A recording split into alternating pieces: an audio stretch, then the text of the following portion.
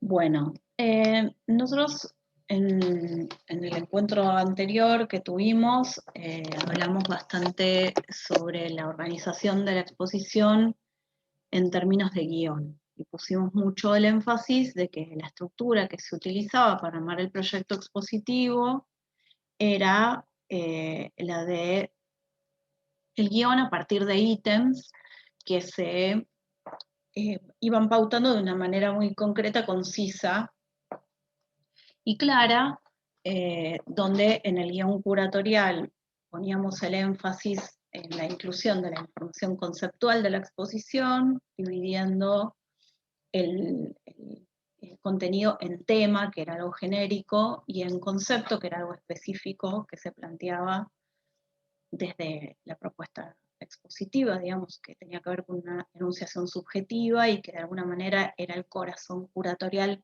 más puro, más genuino, más complejo también de la exposición. Y después hablamos de el proyecto de guión museográfico, o de guión de montaje, si querés denominarlo así, donde lo que se iba a contar es cómo ese contenido iba a ser llevado al espacio expositivo.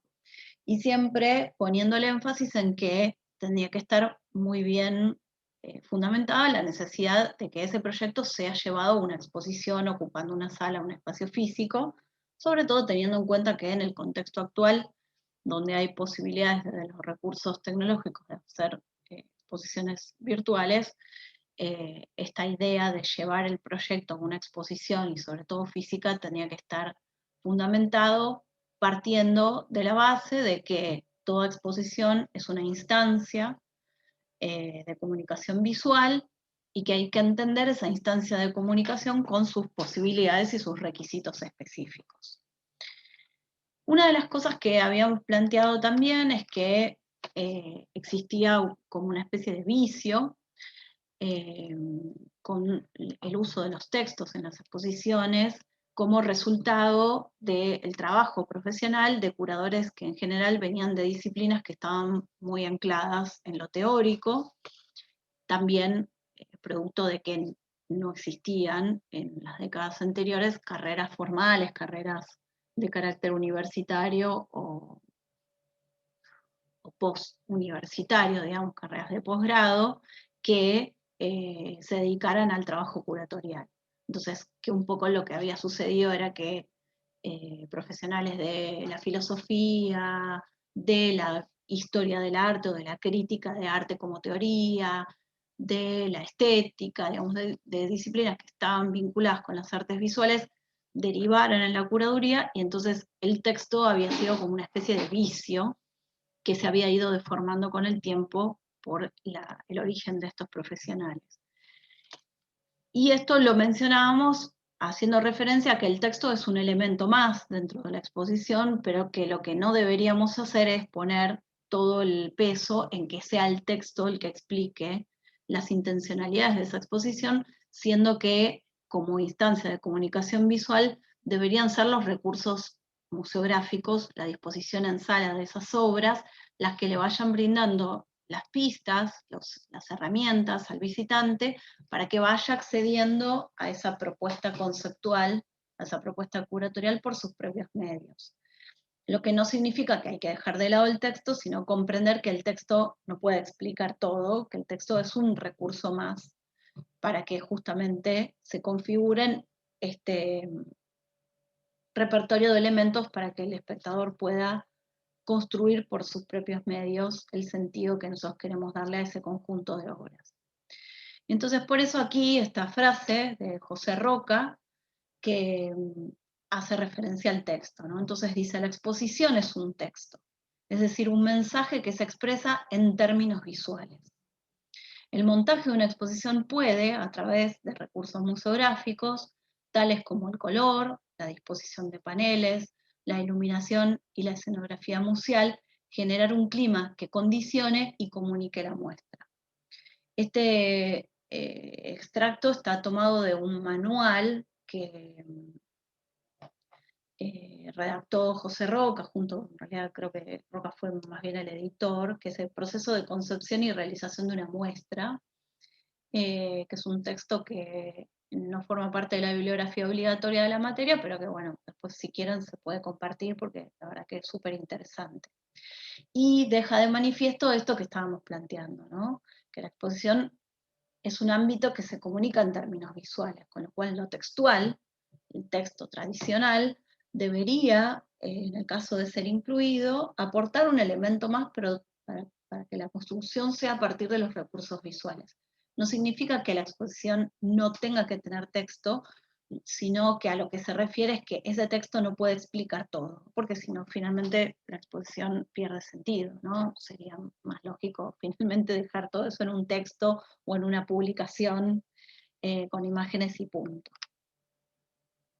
Y también, como habíamos hablado sobre los conceptos, o el concepto de curaduría, de alguna manera problematizándolo un poco, antes de meternos en los aspectos museográficos, quería navegar por estas 5 ideas de curadores, de 5 curadores nacionales, internacionales. En realidad la única curadora nacional que figura ahí es Victoria Norton, que es la curadora general en jefe del Museo de Arte Moderno de Buenos Aires, y el resto son curadores ya consagrados del ámbito internacional que exponen sus ideas sobre este concepto de curaduría, que es un concepto que, como también planteamos en algún momento, está en constante cambio, que es un concepto dinámico y que es un concepto que, si bien como ya existe hace varias décadas, empieza a delimitar sus funciones de una manera clara, continúa también en proceso de mutación. Entonces, por ejemplo, Hans Ulrich Obrist, que sería, digamos, hoy uno de los curadores contemporáneos que está más activo y que de alguna manera también constituyó gran parte de los pilares de la curaduría contemporánea, entiende que el proceso curatorial es un proceso como un catalizador, un proceso mediante el cual van decantando ideas que después, en el momento en el que esas ideas se ponen en evidencia, que sería en el momento de la exposición, el curador debe desaparecer, digamos. Dice, curador como catalizador debe desaparecer una vez que pone en escena el trabajo del artista para dejar ese espacio exclusivamente al artista con un trabajo previo hecho por el curador. Harald Seaman dice o entiende que en la exposición el curador desarrolla una idea personal y que de alguna manera también son ideas que tienen que ver con lo biográfico o con lo utópico, ¿no? Como con ese plano del proyecto que queda en esa eh, sensación de deseo, pero que no necesariamente tiene que ser algo concretado.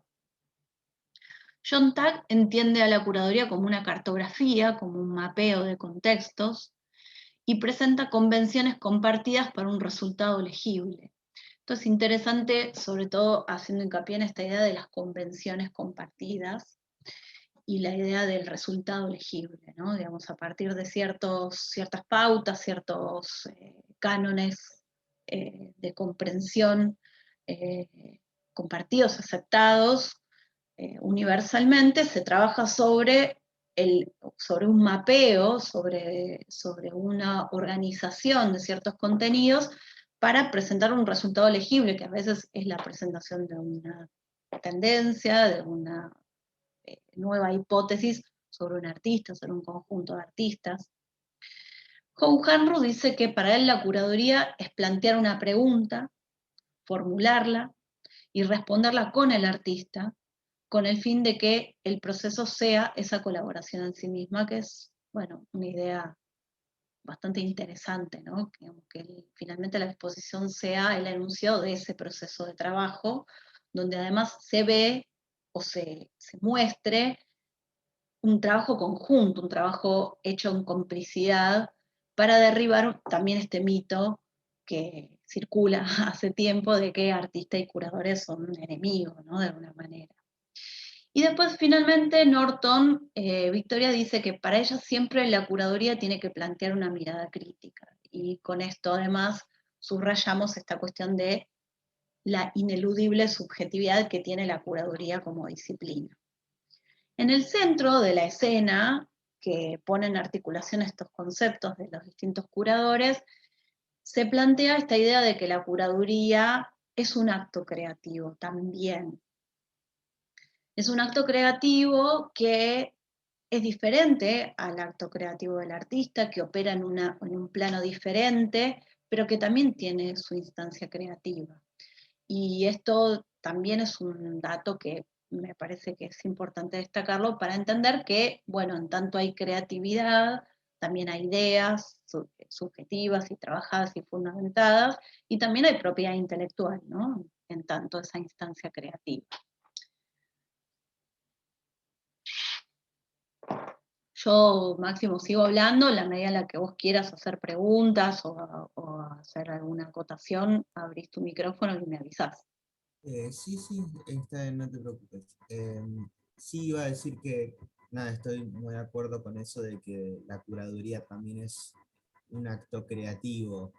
Bien. Eh, Nada, digamos, depende mucho de la intencionalidad que se le dé, pero, digamos, eh, ya el acto de poner algo en otro lugar o de decir la iluminación o de cómo va a ir todo de acuerdo a cierta perspectiva, cierta idea o cierta filosofía, ya es como que es tan creativo como cualquier otra obra de arte.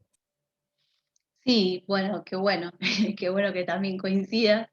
Eh, por ahí esa es como la intención de dejar en claro que tiene su instancia creativa, que no es una obra de arte porque los curadores trabajan con otros recursos, pero que también producen un resultado creativo. Y además sumaba esto de que en tanto acto creativo está abarcado también por la ley de propiedad intelectual porque es algo que en general eh, se vincula con las obras de arte y hasta ahí nomás, digamos, no todos los artistas son conscientes de que sus obras tienen, digamos que ellos son los propietarios de los derechos de reproducción de sus obras, de los derechos de imagen, no terminan como de comprender bien esa relación, pero se habla mucho más, en los casos, los pocos, pero en los que se habla mucho más de propiedad intelectual en relación a la producción artística que a la producción curatorial, y es algo que, bueno, con el tiempo se viene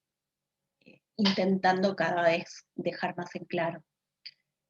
Justo ahora, bueno, yo estoy participando junto con otros curadores de un grupo que se llama Curadores en Diálogo, donde estamos intentando generar un tarifario para la curaduría argentina y una de las primeras cuestiones sobre las que se prefirió o se debatió comenzar a estructurar este tarifario es la definición de curaduría.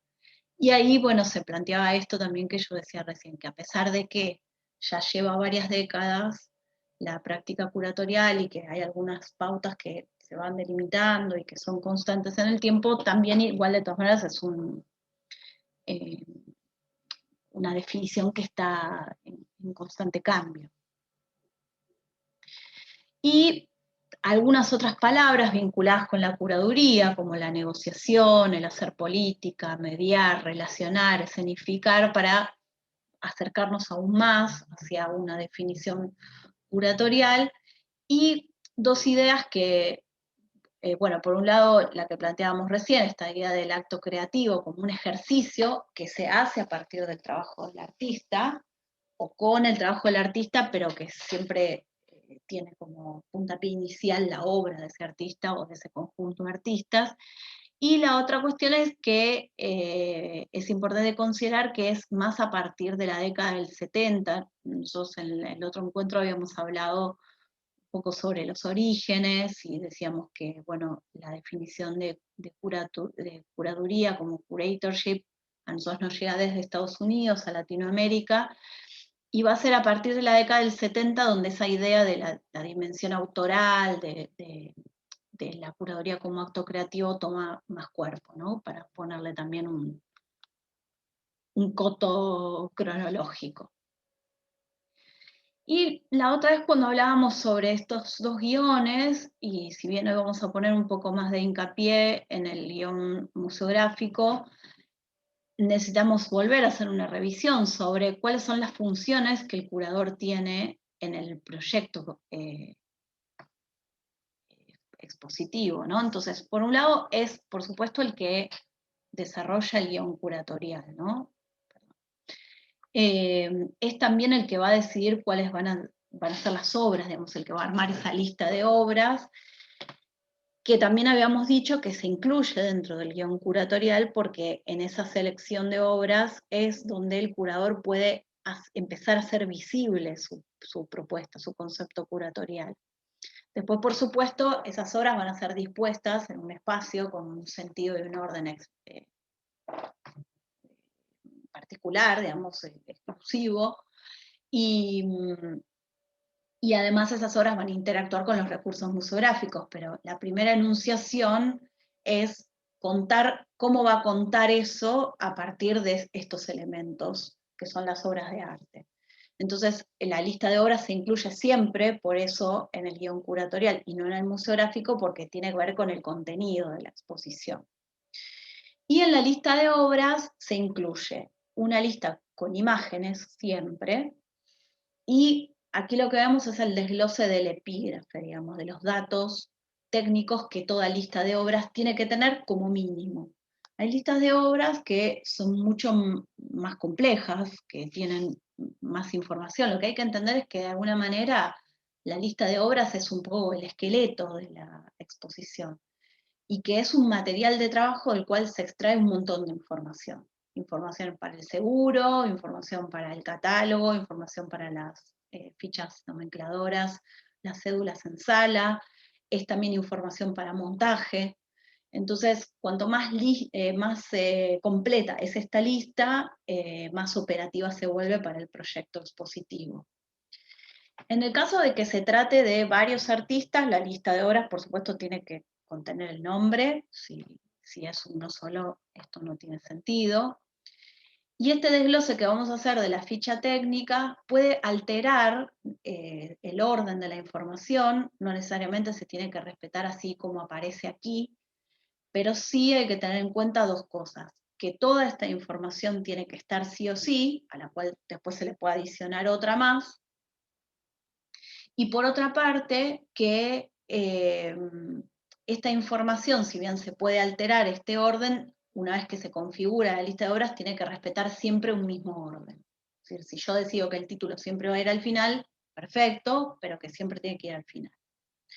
Entonces, en principio, el título, si la obra lo tiene. Si no lo tiene, o no se indica nada, o en tal caso se pueden, digamos, ahí, en general yo lo que recomiendo es tratar de ser muy rigurosos, porque a veces estamos trabajando con los artistas en vivo y esta información la puede proveer el artista, y a veces trabajamos con obras de artistas que ya no están presentes.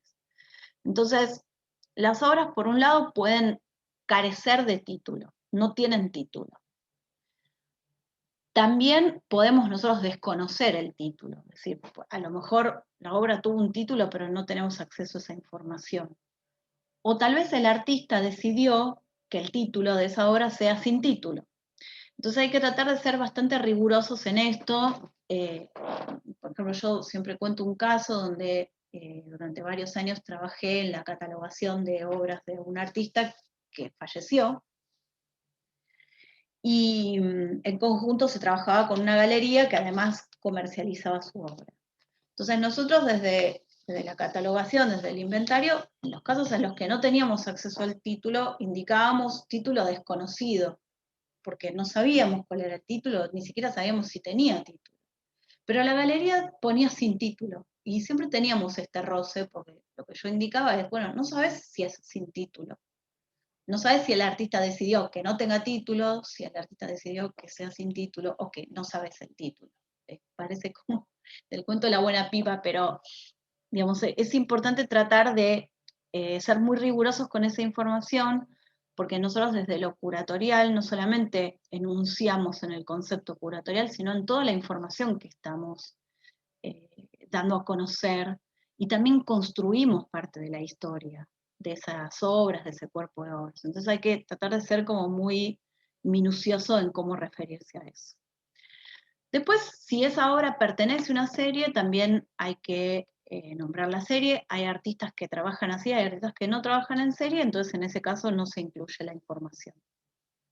La fecha en la que fue producida, en algunos casos cuando no se conoce la fecha o el artista incluso a veces no la recuerda, se puede sumar una fecha cercana, eso se llama chirca y se utiliza la sigla CA al lado de la fecha y eso da la información de que no es una fecha precisa, sino que es cercana.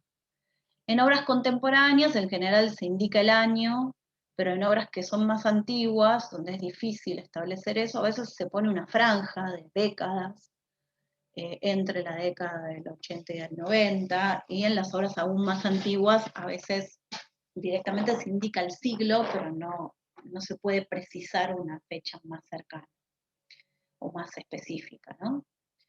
Y después en relación a la técnica, materiales y soporte, es importante decir que en términos contemporáneos, en términos actuales, la tendencia es ser muy descriptivos de los materiales que constituyen esa pieza y que además es muy importante, además de indicar los materiales, también explicar cuál es el soporte, es decir, sobre qué está hecha esa obra. Esto quiere decir que, como en general, también hay que considerar que en el proceso de construcción del guión curatorial, nosotros es posible que al principio, en el armado, como este boceto y la investigación, trabajemos con imágenes sin acceso a la obra directa. Después, en algún momento, ese acceso directo hay que tenerlo, por supuesto, para rechequear estos datos, para completar y para verificar la obra, digamos, como objeto real, pero después es muy probable que en el resto del proyecto, del proceso, hasta llegar al montaje, de nuevo vamos a trabajar solo con la lista de obras. Entonces, por eso insistí en que es muy importante que esto esté bien completo. Entonces, el soporte, como a veces en una imagen no es identificable, yo no sé si es papel, si es tela, si es cartón, si es madera, es muy importante especificarlo.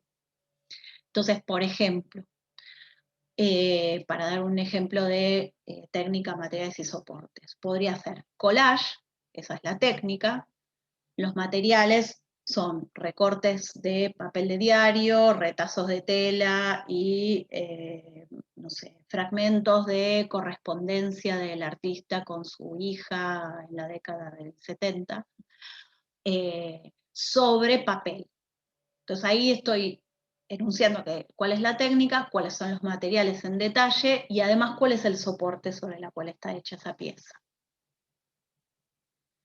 Después, las medidas, esto es una convención, digamos, si bien en esta lista los ítems se pueden alterar de orden, hay como ciertas cosas que, como decía antes, no pueden faltar estos datos y además, por ejemplo, en el caso de las medidas se indican así. En arte se indican alto, por ancho, por profundidad.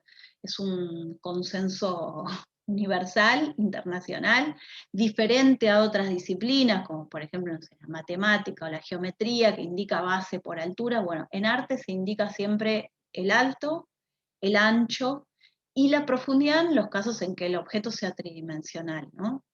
Y por supuesto hay que indicar el sistema métrico, en general solemos usar centímetros, también se pueden usar metros, y si vamos a trabajar con otros países o con otras regiones o continentes, también hay que contemplar la posibilidad de que las medidas estén indicadas en pulgadas.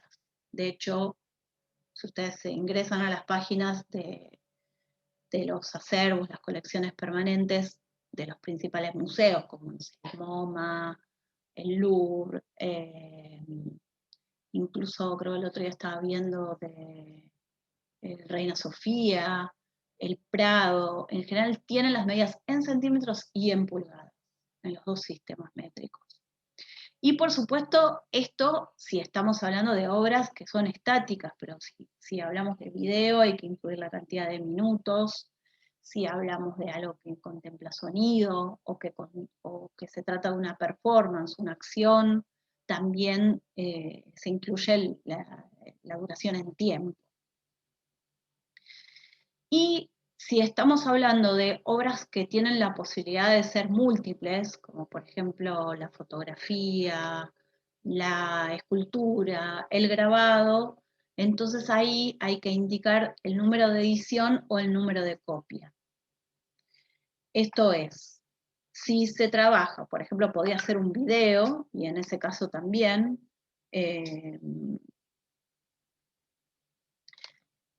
digamos, en el caso del video, ahí había que indicar la duración, pero también si es una única copia, o si es la copia 3, o si es la copia, si hay una edición de 5. Y si, por ejemplo, se trata de objetos o de fotografía analógica que tienen una matriz a partir de la cual se hace la copia, digo, no una matriz digital, sino una matriz real, que a medida que se va haciendo la copia, esa matriz se va deteriorando, hay que indicar el número de copias sobre el total de copias. A ver si por ahí se entiende, no sé si se lío. Por ejemplo, una fotografía analógica que parte de un negativo, siempre hay que indicar si es la copia 1, la copia 2, la copia 3 de 3. Entonces ahí se indicaría 1 de 3, 2 de 3, 3 de 3. Pero si esa fotografía es digital, como ese archivo original del que se hacen las copias, no se va a deteriorar nunca, en general se pone edición 3, para que se sepa que hay 3 copias, pero no cambia demasiado cuál vino primero, cuál vino después, porque no hay diferencias entre una copia y otra. Eso no sé, Máximo, si se entiende o estoy haciendo lío. Ahí vos decime. No, sí, sí. La primera vez no lo entendí, pero cuando lo volviste a explicar, entendí. Bien, bien. Eh,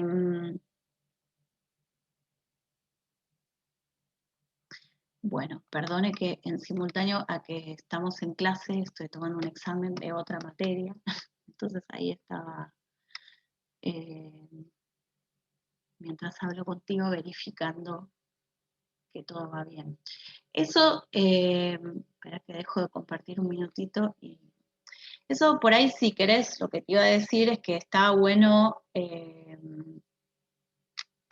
seguramente debes haber consultado páginas en algún momento de los museos, por ahí no sé si prestando atención específica a esto que decía de si aparece que es las medidas en centímetros o en pulgadas o el tipo de copias.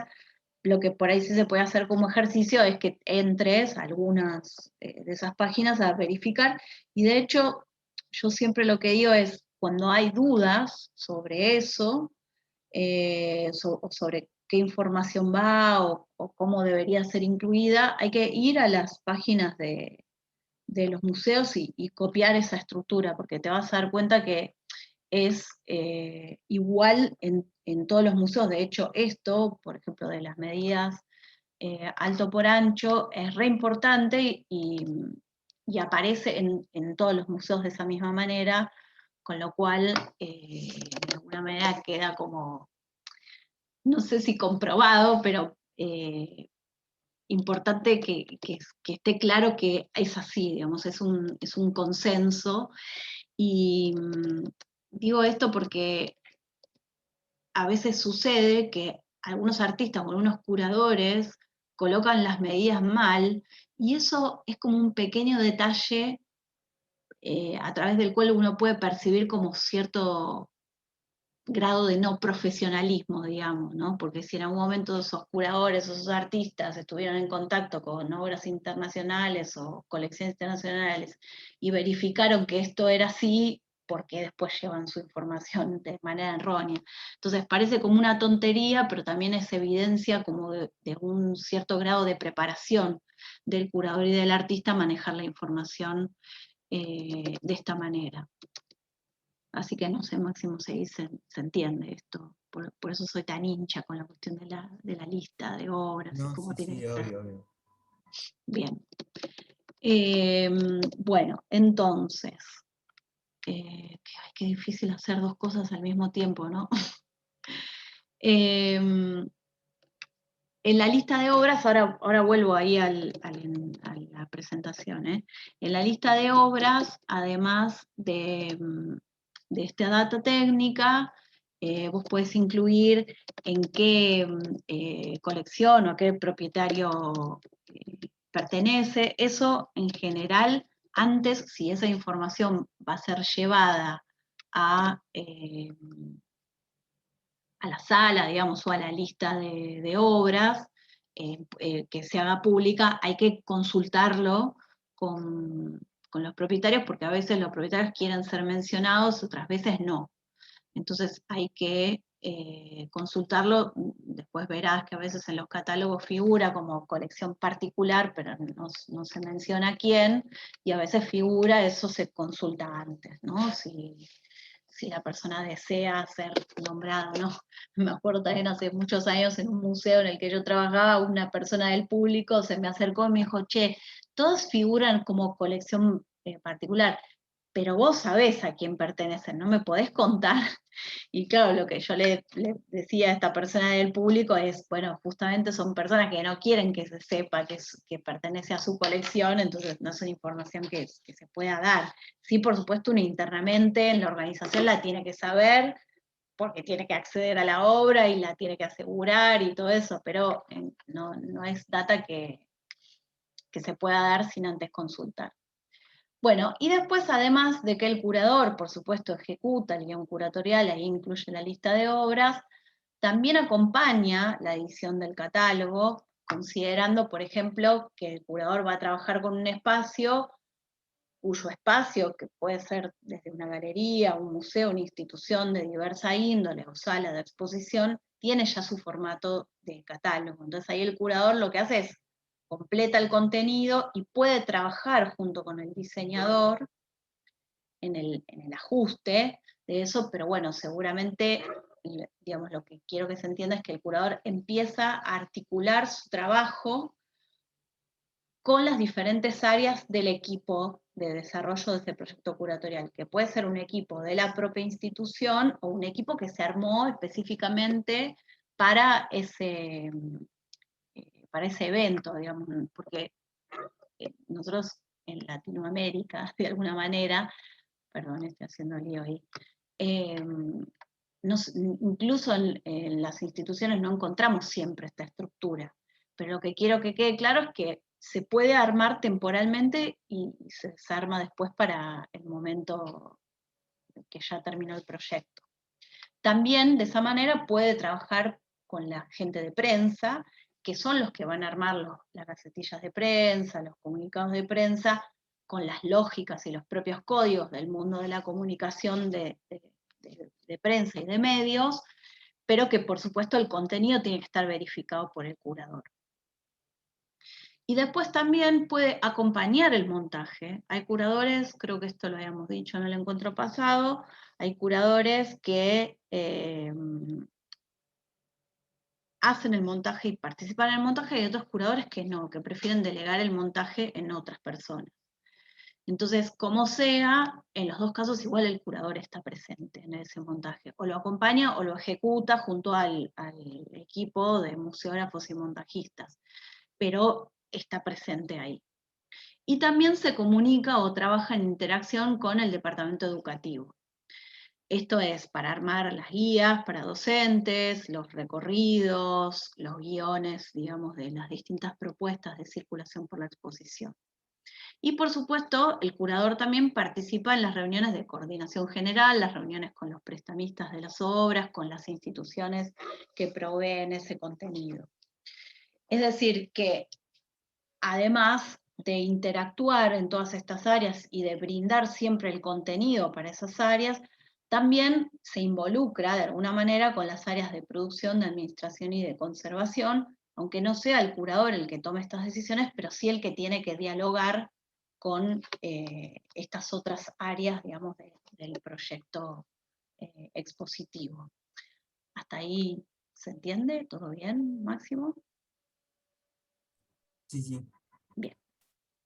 Bueno,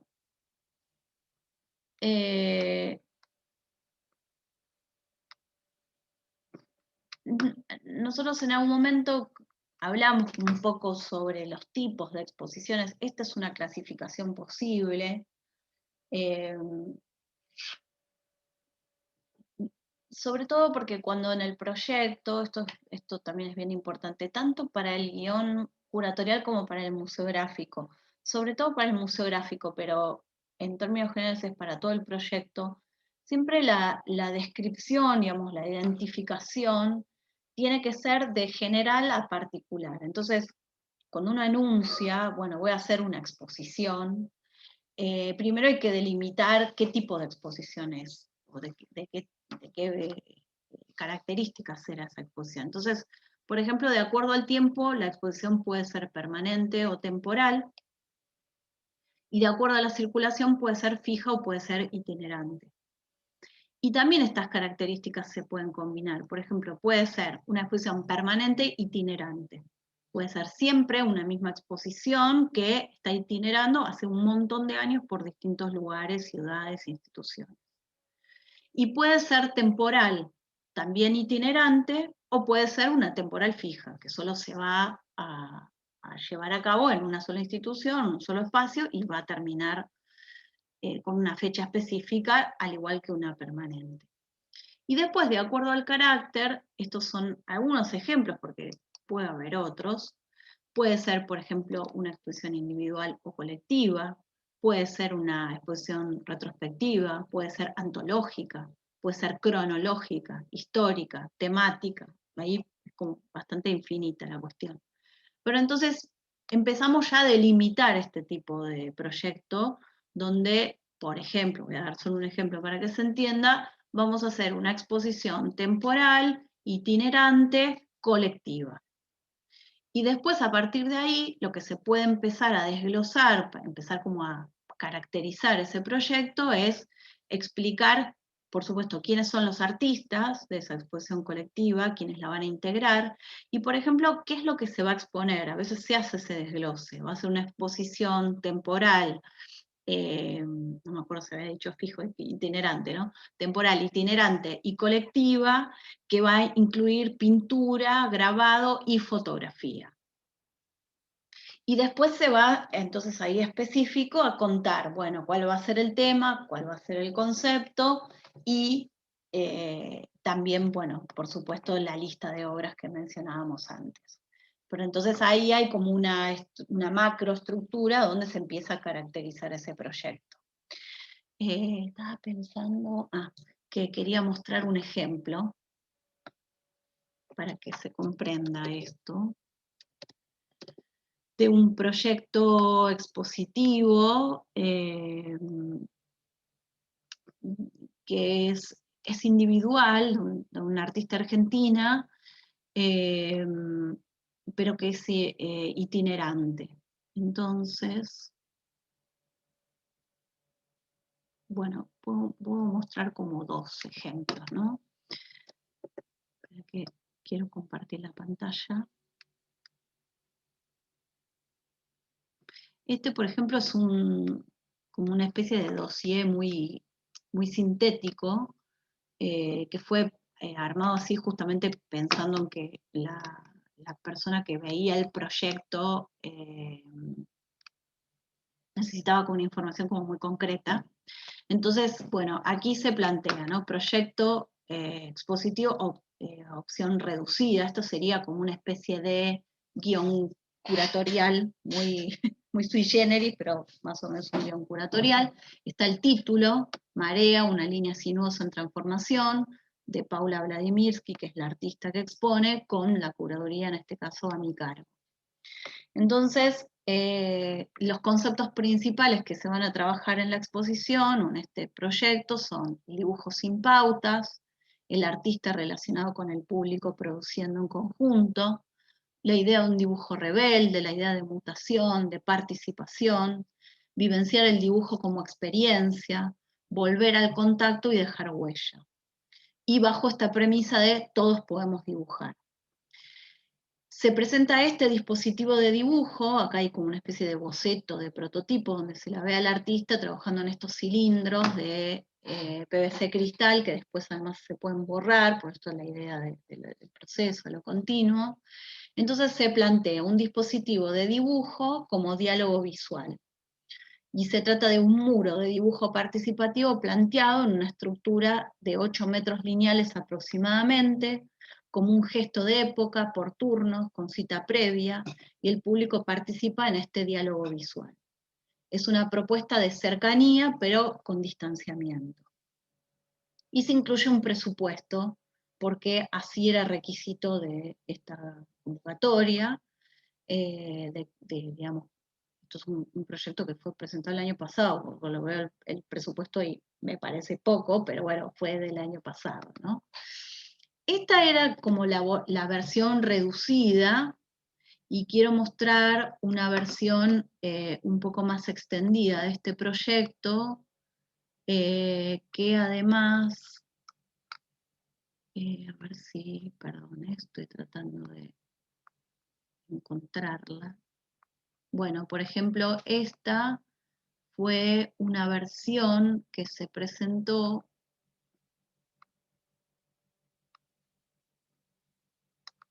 bueno, están todas las...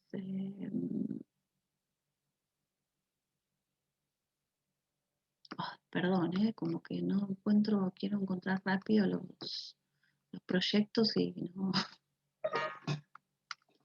Quiero mostrar la versión extendida de ese mismo proyecto y no lo encuentro.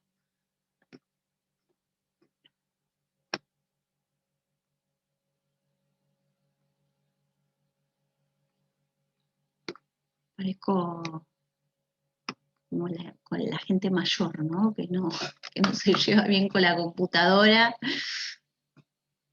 Espera que para que no quede, voy a pausar. Este es un proyecto, digamos, la misma artista, de alguna manera, ahora van a ver que no es exactamente igual al que yo les mostré, pero que está...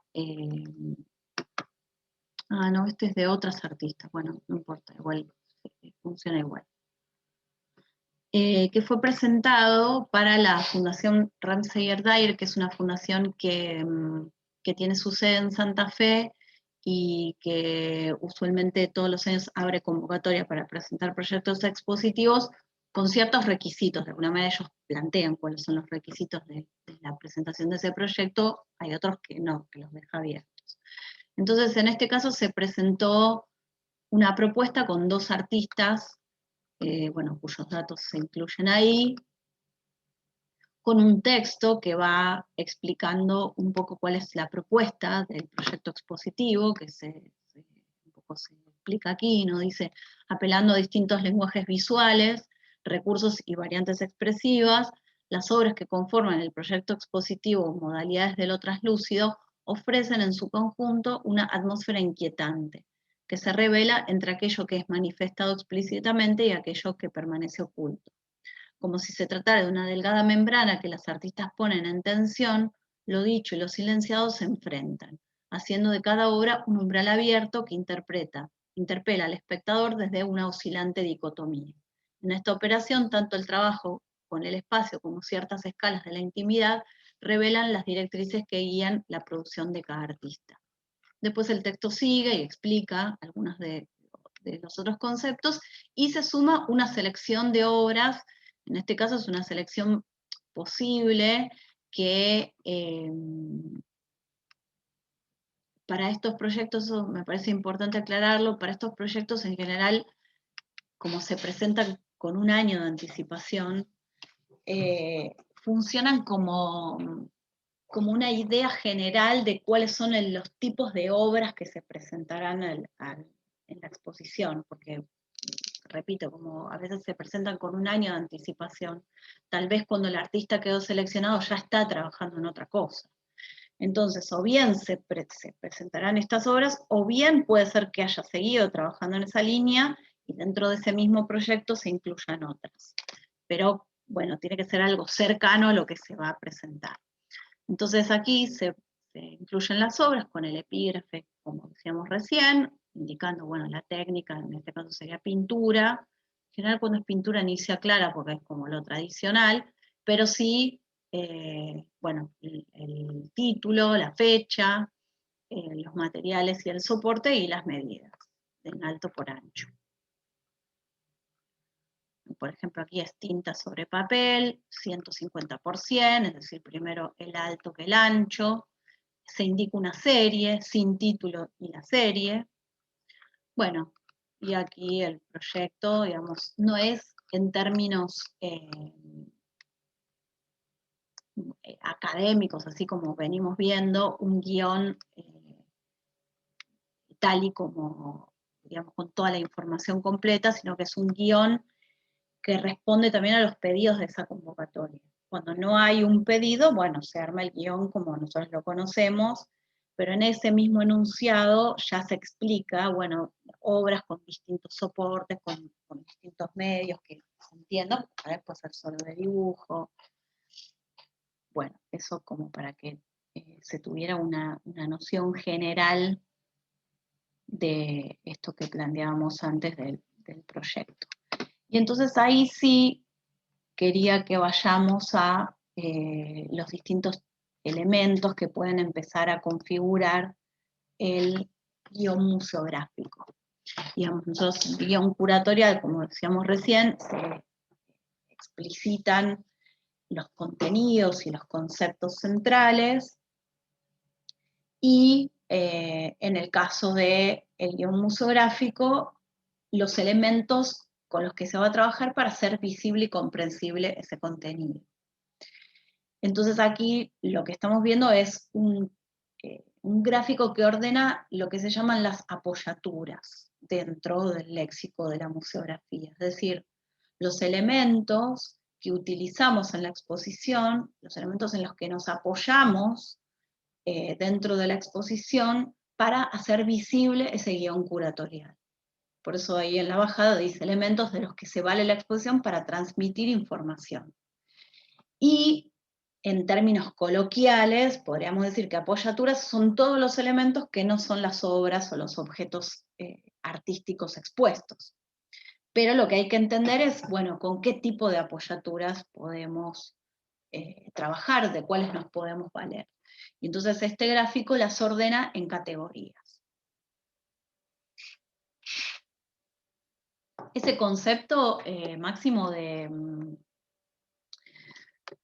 de apoyaturas, ¿se entiende? Sí, sí. Bien. Bueno.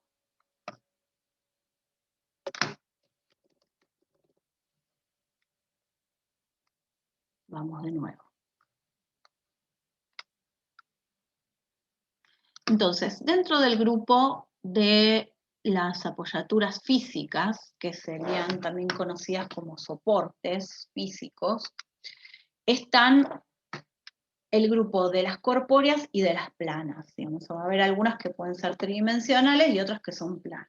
Dentro de las corpóreas están las vitrinas. Las vitrinas, a su vez, pueden ser verticales u horizontales, y pueden ser recorribles, y pueden también ser vitrinas, por ejemplo, empotradas, o pueden estar apoyadas sobre una pared, sobre un muro, y no necesariamente recorribles. Pero lo mismo, así como yo explicaba antes con el guión curatorial, en el guión museográfico, que además también habíamos dicho que en general está más constituido por gráficos, por esquemas, por planos, por muestras de materiales, de colores, de texturas, que por texto. Cuando empezamos a describir o a explicar los materiales, las apoyaturas con las que se va a trabajar, hay que ir siempre de lo general a lo particular. Entonces yo voy a decir, bueno, voy a usar 10 apoyaturas físicas, dentro de las cuales existirán 2 vitrinas verticales y 3 vitrinas horizontales. A eso me refiero. Y además, ahí lo que hago es incluir el gráfico, el esquema de las vitrinas y sus medidas. Pero no relatado, sino en un gráfico. Digamos. Siempre esa información es mucho más clara en términos de dibujo, de esquemas, de recursos más visuales que textuales. Y también dentro de las apoyaturas físicas se incluyen las tarimas y las bases. Acá, ¿cuál es la diferencia entre una y otra? Las tarimas son más bajas que las bases y ocupan una superficie más amplia, y las bases en general son más altas y de una superficie más reducida. Y después dentro de las apoyaturas planas están, por ejemplo, los paneles que van contra los muros, en general en los espacios expositivos para no trabajar sobre el muro directamente, que puede ser duro para clavar, para atornillar, que tiene un revoque en su pared que no podemos dañar, se colocan unos sobrepaneles de placas de yeso que permiten trabajar y reparar esa superficie sin ningún problema. Cuando digo placas de yeso, creo que lo habíamos charlado, me refiero a lo que coloquialmente conocemos como Durlock o como, en general la gente suele denominarlo como Durlock. Lo que pasa es que Durlock es una marca, como también hay otras marcas, por ejemplo Knauf, que es otra de las marcas de placas de yeso que se usan mucho en los museos, es una marca alemana, pero hay otras marcas. Entonces lo correcto sería referirse a placas de yeso, que además también nos remiten a la comprensión de la materialidad de ese recurso que estamos usando. Es decir, estamos usando una placa que está constituida de yeso, con lo cual cuando yo clavo, agujereo, atornillo, después para reparar, sé que puedo volver a usar ese mismo material de yeso, se trabaja, digamos, líquido, se hace una pasta y se rellena, después se lija y se puede volver a pintar, cosa que en general en un muro es más difícil porque, como explicaba recién, puede suceder que tenga un revoque fino hecho, que cuando lo tengo que después emular no queda igual. O también en algunos casos eso se utiliza, digamos, todos estos sobrepaneles se utilizan cuando no puedo alterar ese muro porque es un muro entelado, o fue un muro, no sé, pintado a mano, o tiene un color que después es muy difícil de reproducir. Pero aquí se trata directamente de una placa puesta sobre el muro, sobre una estructura de perfiles de aluminio, pero que es una placa sobre la pared y no es recorrible, por eso se la identifica como plana. Y después están los practicables, que serían esos mismos paneles, pero que en lugar de estar pegados a la pared, están distanciados y estos costados se pueden utilizar para incluir algo de información. Después también dentro de las apoyaturas planas se incluye la señalética, desde sala 1, sala 2, escalera, primer piso, salida de emergencia, hasta la señalética que se refiere a la exposición en sí misma, el título de la exposición, las leyendas al lado de cada uno de los objetos o de las obras expuestas. Y nosotros ahí, dentro de la señalética, en la exposición, dividimos entre macro leyendas y micro leyendas. Después vamos a hablar en otra de las clases sobre los textos específicamente, pero para que se entienda, las macro leyendas en general son aquellas que titulan la exposición o las secciones dentro de la exposición, y las micro leyendas son los textos específicos que identifican a cada pieza o que las vinculan entre sí. Y después también dentro de las apoyaturas planas se incluyen el catálogo y la folletería, sea impresa o sea digital, y también las hojas de sala, que son esos elementos que seguramente Máximo te debe haber pasado, de ir a alguna exposición en la que te encontrás, por ejemplo, en Bellas Artes, en la Sala Guerrico, con un muro lleno de obras, de piso a techo, donde es muy difícil poder incluir un epígrafe al lado de cada obra, entonces tenés una hoja de sala que emula el dibujo, digamos el plano de la pared, y te va indicando cuál es la información de cada una de esas obras. Pero a veces también esa hoja de sala Sí, constituye un plano. Perdón, ¿ibas a decir algo?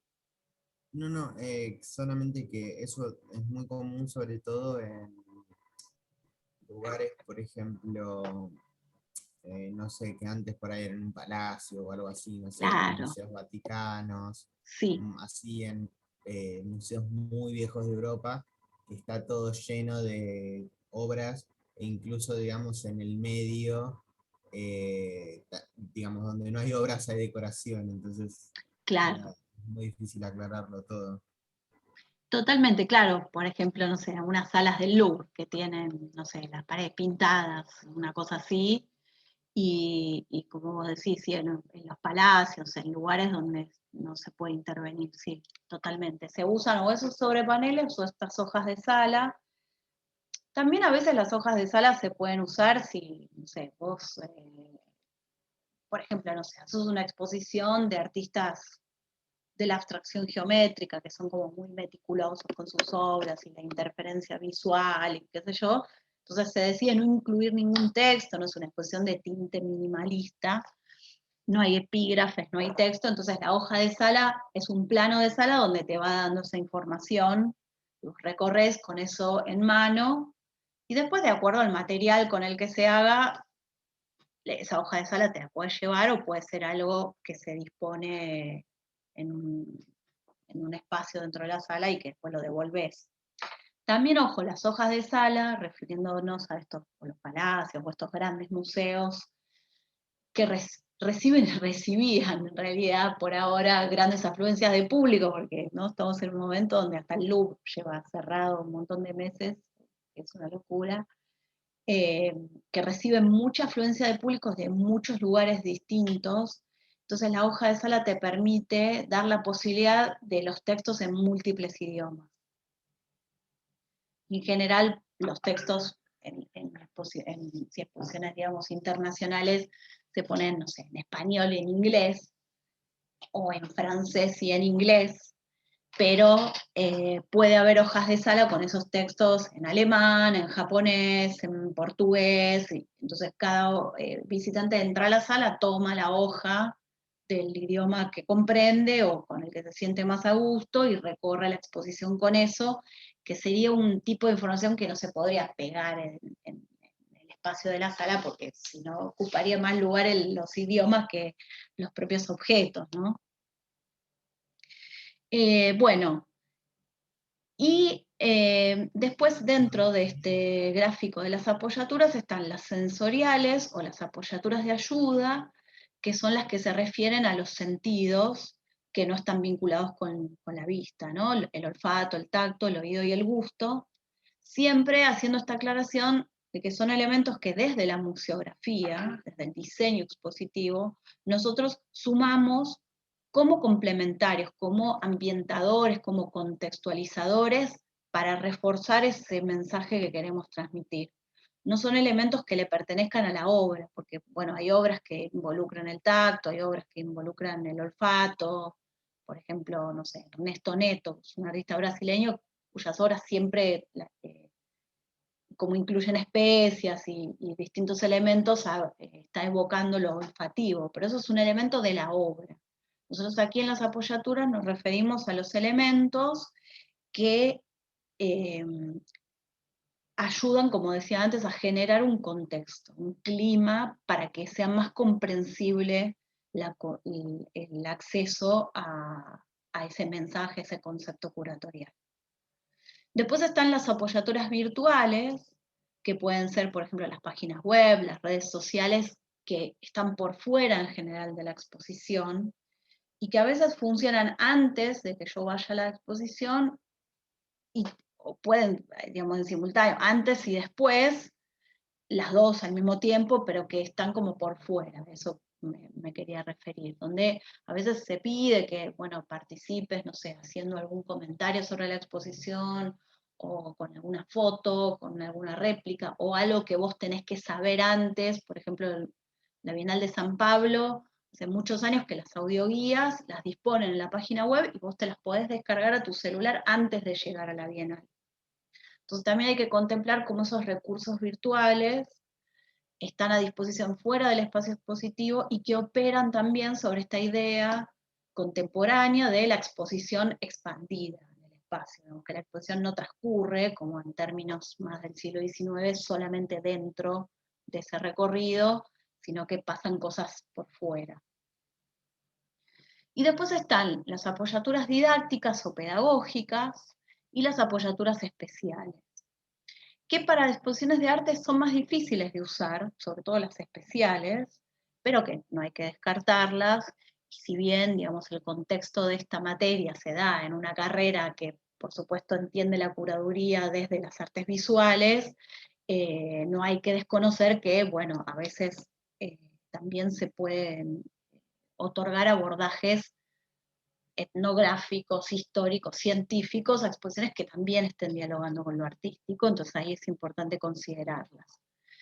Dentro de las apoyaturas didácticas incluiríamos, por ejemplo, las visitas guiadas o los recorridos guiados, las audioguías que mencionamos recién, los cursos, seminarios, charlas que a veces trabajan temas específicos dentro de ese guión curatorial, o son introductorios, los encuentros en sala con los artistas, con los curadores, digamos, elementos que en general funcionan como complemento de las exposiciones, y las apoyaturas especiales, que son estos recursos que, como yo mencionaba, son más fáciles o habituales de encontrar en exposiciones no artísticas, como por ejemplo las maquetas, las corporizaciones, los dioramas, que son típicos de los museos de ciencias, donde está, no sé, el, el animal embalsamado. Casi hoy ya no quedan más de esos animales embalsamados porque no está bien visto eso además, pero por ahí está la reproducción del animal agazapado como si fuese en un contexto de selva, todo eso encerrado dentro de una vitrina, eso sería un diorama. Y claro, en el mundo de las artes visuales es más difícil, porque entraría como a operar como si fuese una obra en sí misma, pero que también son considerados. Digamos, de alguna manera puede haber algunos más, pero lo que hace este cuadro es como plantear ese abanico de posibilidades con las cuales nosotros vamos a trabajar dentro del guión museográfico. Y después el otro ítem sería, bueno, pensar cuáles son los materiales, que es lo que yo voy a compartir hoy esta presentación, pero quiero que esto después lo naveguemos juntos en el próximo encuentro. Es empezar a pensar con cuáles materiales trabajar estas apoyaturas. Lo que pasa es que tanto para definir las apoyaturas como para definir los materiales, lo primero que tenemos que tener definido es qué queremos contar y con qué lo vamos a contar. Es decir, el guión curatorial con la lista de obras incluida dentro de ese guión. Entonces, por eso siempre es importante entender que hay que arrancar por la definición del guión curatorial. Aunque en general en nuestra cabeza, cuando empezamos a seleccionar obras, ya empezamos medio a vislumbrar cómo la distribuiríamos en el espacio, pero primero hay que definir qué quiero contar y cómo ese qué quiero contar se va a expresar en un concepto curatorial. Después vamos a la forma física del espacio. Entonces, lo que voy a dejar de tarea para esta semana y para entregar el lunes próximo, es que a partir de este gráfico de apoyaturas puedan buscar 2 ejemplos de cada una, es decir, 2 apoyaturas referidas a apoyaturas físicas, 2 a sensoriales, 2 a virtuales. Trabajando con exposiciones, hay mucha exposición virtual, pero también pueden trabajar a partir de fotografías de las exposiciones permanentes de los museos. Sí es importante que citen de dónde es, para que se entienda también el contexto, pero que puedan armarse como una especie de catálogo propio a partir de la internalización de la comprensión de estas apoyaturas, de cuáles son visualmente ejemplos de cada una de ellas. ¿Eso se entiende, Máximo? ¿Cómo es la tarea? Igual dejo las consignas escritas, ¿no? Pero para que se entienda la idea Sí, sí. bien. Quería agregar una cosa, que también es muy común que por ahí en las audioguías se especifique, bueno, igual no es para mí, en lo personal no es tan práctico, pero en las audioguías suele pasar también así cuando es un museo así muy abarrotado de obras, que en la audioguía te diga, bueno, en el cuadro, en la izquierda, en la parte izquierda superior de la pared. Digamos, Claro. para mí no es tan práctico porque por ahí no es tan específico, entonces me paso la mitad del tiempo buscando la obra, más que por ahí poder observarla, pero se usa mucho también. Sí, claro. Bueno, también hay audioguías mal hechas, ¿no? Después hay algunas otras que tienen los números, ¿viste? Se usa una codificación donde hay un número y hay un signito que además hace referencia, por ahí unos auriculares, donde vos decís, el audioguía habla de esta obra. Pero sí, sería como una especie de hoja de sala barra audioguía, medio lo que vos decís. Sería algo así. Sí, sí, sí. Bien. Bueno, entonces, eso, ¿viste? Un poco la idea es que para que terminen como de- de hacer propia esta lógica de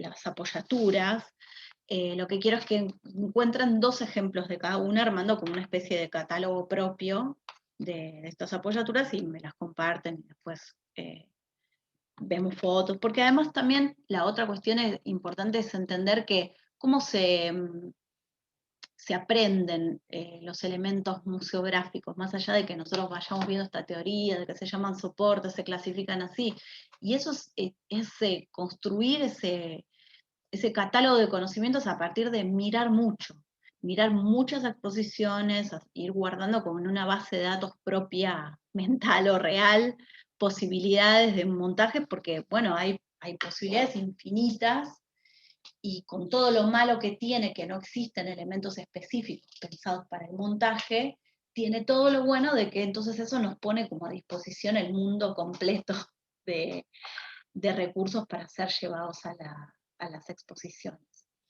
Después, ya sí, en el próximo encuentro, trabajamos sobre los materiales, siempre todo esto con miras a que después ustedes puedan entregar un boceto, digamos, un proyecto como proyecto final, un proyecto tentativo de exposición a partir de la configuración de estos dos guiones, curatorial y museográfico. ¿Bien? Perdón, no terminé de entender bien la tarea. Tenemos que hacer o sea, eh, eh, perdón, no sé cómo explicar mi duda. Tendríamos que elegir dos apoyaturas Sí, de cada uno de y, los ejemplos que ustedes ven ahí en ese gráfico. Esa es la tarea. ok, de cada uno de los ejemplos eh, tenemos que, perdón, ¿me lo puedes explicar de nuevo? Sí. A partir Bien, de ese gráfico, igual después paso por escrito las consignas, pero está bueno si querés que lo volvamos a repetir. Trabajando con este gráfico, lo que quiero es que vos armes un documento donde incluyas dos fotos donde se vean dos apoyaturas físicas, dos fotos donde se vean dos apoyaturas sensoriales, o un link, puede ser un link a un video, digamos, son dos ejemplos de dos virtuales, dos didácticas y dos especiales. Y todo eso lo configuras en un documento que después me lo compartís ahí con las tareas en el campus de la materia, de la universidad. ok, Esa es la ok. tarea que tienen que hacer para el otro lunes. Ahí, digamos, cerramos eso. Y Sí, sí, había entendido otra cosa, por eso claro, pregunté. yo creo que hice lío porque lo que dije es, todo esto que nosotros vamos viendo, esta tarea, más los materiales, más todo lo que vamos viendo, los va llevando a que después ustedes como proyecto final de la materia armen un guión curatorial y uno museográfico. Pero eso Sí, es al sí. final. Y ahí me Eh, parece que te confundí y hice lío. ¿Qué iba a decir? Bueno, sí, esto lo entendí y entonces vamos a poder tener el PowerPoint. Sí, le subo Ah, esto con la grabación y las consignas de la tarea. ok, está bien.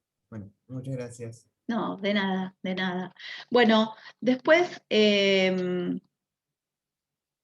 lo que iba después, bueno, para también como no alterar el cronograma, porque la semana pasada, como estuve yo enferma, alteramos el cronograma y no tuvimos clases y la cambié para hoy. mm, les voy a dejar el mensaje y me dicen los dos a ver qué les parece, pero iba a hacer clase el próximo lunes, que en realidad sería también nuestra fecha oficial, para volver de nuevo a esta estructura de encuentros sincrónicos cada 15 días. Pero bueno, después se las dejo por mensaje en el foro y ustedes me dicen a ver si les parece bien hacer así, digamos, para no alterar las clases que vienen. Volver a repetir el encuentro el lunes próximo y así cada 15 días. ¿Bien? Sí, sí. Buenísimo. Bueno, Máximo, entonces eso todo por hoy. Ahora durante la tarde comparto toda esta información y las consignas de la tarea, si después te vas armando tu catálogo de Apoya Tools. Bueno, Dale. muchísimas gracias. Bueno, buenísimo y buena semana para vos. Chao.